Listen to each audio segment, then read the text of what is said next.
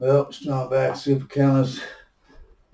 I think it's part 5. I don't know, but it's about the World Bank. Where are we at? Uh, okay, so we're done with basically the World Bank. I did want to bring up one more thing. Uh, they created the terrorist.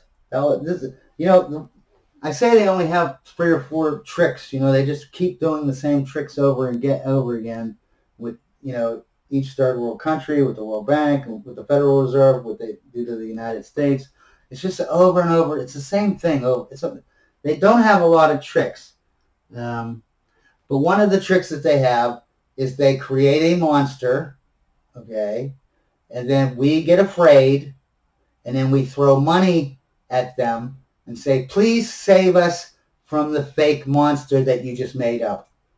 And then they take our money, pocket most of it, and pretend that they're fighting against white supremacy, against terrorists.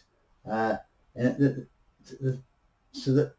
one of the biggest tricks that they do. I mean, that's literally every election, every time we try to elect someone into office, it's always about they're going to fight something for you. You know what I mean? They're going to fight this injustice, that injustice. That you know what I mean? They're going to fight against the white supremacists. We're going to fight against racism. We're going to fight against the terrorist. But the terrorist is because nobody can really define a terrorist. Terrorist isn't a country. It's not really a thing that you can see, really. Terrorist is basically just a bunch of individuals that are loosely associated that are just insane and might blow themselves up. But think about it today. They're always saying domestic terrorist. We're the terrorists now. We're the terrorists. Okay? We are the terrorists. Al-Qaeda, I've heard this since they existed, that's actually the name of a computer database of the United States, Al-Qaeda. And this is a quote from this guy named Pierre Henry Bonnel. He's a former French military intelligence officer. He said, "The truth is, there is no Islamic army or terrorist group called Al-Qaeda, and any informed intelligence officer knows this. But there is a propaganda campaign to make the public believe in the presence of an identified entity. The country behind this propaganda is the United States." I want you to think of this here, okay? I mean, yes, there was the 3,000 people at the Trade Center that got killed, you know what I mean? But on average, not counting that 1 in a million thing that happens, you know what I mean? On average, there's 68 Americans killed by, terrorists every year. Usually in another country, right? They're not even killed in this country, really. 68. We spent $162 billion a year in 2007, and only 68 people died. So we gave $162 billion to the National Counter-Terrorist Center, a government agency. Now, heart disease, right? Coronary heart disease, almost 500,000 people die every year. Not 68, 500,000. And we spent almost $3 billion. So, that's 6,600 times more. It's like we're spending $3 billion to save 500,000 people, and we're spending $162 billion to save 68. Does that make sense? Does that make sense? And that's from the Department of Defense. So millions of people right now are on the terrorist watch list. And like I said, they were trying to put, remember the teachers, I mean the mothers, stalker moms were going to the teachers conferences and saying, well, I want to know what's going on. I want to know what's going in, you know, what you're teaching and what these books are doing. And they tried to get the FBI to say that they were domestic terrorists. Yeah, we're the terrorists, because the terrorist is anyone who disagrees with you. It's not a guy who has a bomb on his back. Here's just some little tidbit or whatever, just an FYI. Before 1980, Afghanistan produced 0% of the world opium. After the U.S., the CIA backed Mujahideen, right, and won the Soviet-Afghan war, right, by 1986, it went up from 0% to 40%. Now Afghan was making 40% of the world opium. By 1999, 80% of the world opium market, was from Afghan. Once the CIA took over, it went from 0 to 40 to 80%. Then the Taliban, who are the bad guys, right? They rose to power, and by the year 2000, they destroyed most of the opium fields. But the CIA is the good people, and they're the bad people. There was 3,000 plus tons, every year or whatever. Now they took it down from 3,000 plus down to 185 tons. That's a 94% reduction, right? Right off the bat, as soon as they took over. Then, 2 days before 9/11, on September 9th, 2001, the full Afghanistan invasion plans were on President Bush's desk. And this is told by NBC News. 1 day later, they had their reason or their excuse to invade Afghanistan. They have the plans to invade Afghanistan. 2 days later, they got 9/11, and then after that, they have a reason to invade. Today, according to the Washington Post, 90%, since we took back over, Afghanistan, 90% of the opium market is grown in Afghanistan that is controlled by the CIA or by the U.S. But we're the good guys. We're the good guys. Yeah. And we made the Patriot Act. The Patriot Act says that they can come into your house anytime they want, no warrant, tell no one, put you in a hole, torture you, kill you, interrogate you, never let you have an attorney. They can keep you there forever.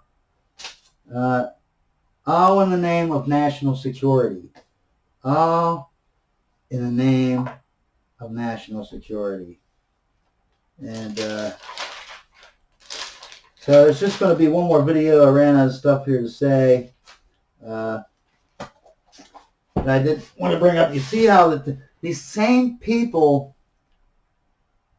they're just so evil, man. They are literally, the evilness is to be that rich and that powerful. Like, they could literally make the world a utopia, these people, and still be the richest, most powerful people in the world.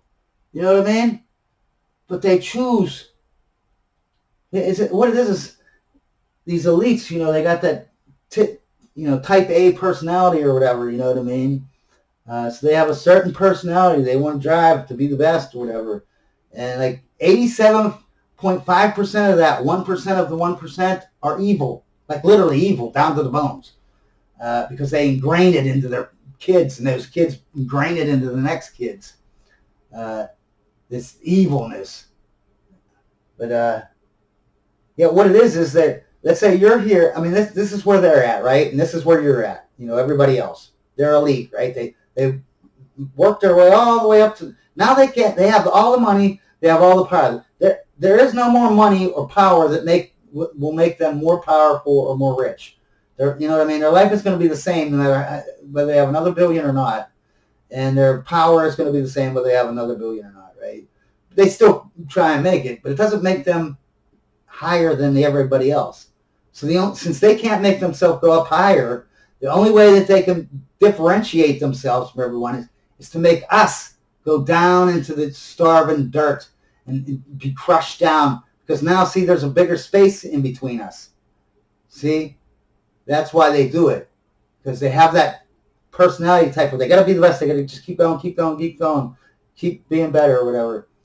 But once they get so high up, like the Rothschilds, the J.P. Morgans, the Bushes, they can't get any more higher. There's no more higher. No matter how much money or power they get more, it's always not going to really make any difference unless they push us down. Okay, being the president is one thing, but when you're emperor, like Hitler and Nazi Germany, that's power. That's what they want, because they can't. They've already had all the money. They're tired of it. They're sick of it. They need to be. They have a thirst to be better than us, and they're going to do it. Oh, they're going to do it. Okay, there's going to be one more video on this World Bank, and then I'll move on to the next thing, probably talking about Prescott Bush, which is the father of George H.W. Bush and the grandfather of George W. Bush. He was a congressman, and he actually tried to be president a couple times. And of course, they always have oil companies. All of them have oil companies. You know what I mean? So I don't even have to mention that. But this guy not only funded Hitler. That's why I call it Nazism, because these people were all the same people who brought us the Nazi regime. You know what I mean? They funded them, but he did something even worse than fund them, okay? We'll get into that in the next video. He gave them jet fuel. See, jets were new back then, World War II. He was the only one, Prescott Bush, who had the company, who had the patents that knew how to make the fuel, who had the factories to actually make it, who actually had the fuel itself, and had the ability to sell it. Nobody else on the planet knew how to make jet fuel. No one. Only he knew how. Only he had the patents. Only he had the factories. Only he could sell jet fuel to Hitler. Prescott Bush, the dad, not some distant relative, the dad of President George H.W. Bush. Not only funded, and this was public. I could show you. I'm going to, you can Google it, man, because they seized his bank. They seized a bunch of stuff because he was collaborating with the Nazis, man. But think about it. If everyone else had jets in the whole world, and Hitler only had planes with little propellers on it, Hitler would be a footnote without Prescott Bush, not just because he loaned the money, because there would be other elites loaning him money, okay? No matter what, there'd be some kind of elite person. The Rockefellers would have done it, or this or that, or whatever.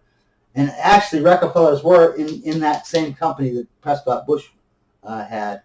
So he was in on it too when it came to Hitler. They're all funding him.